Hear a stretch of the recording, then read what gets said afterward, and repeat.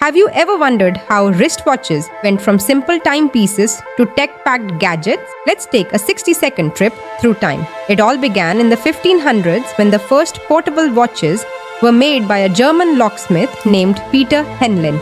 These early watches were bulky, spring-powered, and mostly worn around the neck as a chain. But here's the twist. Wristwatches weren't for men yet. They were mostly worn by women as fashion accessories. Fast forward to World War I, and that's where the wristwatch truly came into its own. Soldiers fighting on the front lines needed to check the time without fumbling through their pockets. So they strapped their timepieces to their wrists, and suddenly, wristwatches were a practical must-have for men too.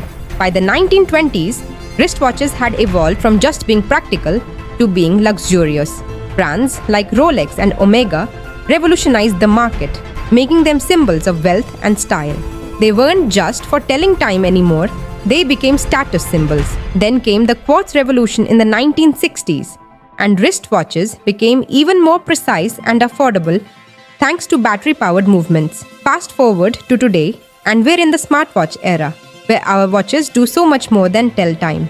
Fitness tracking, calls, messages, and even health monitoring all packed into one sleek device. What's next for timekeeping? Only time will tell.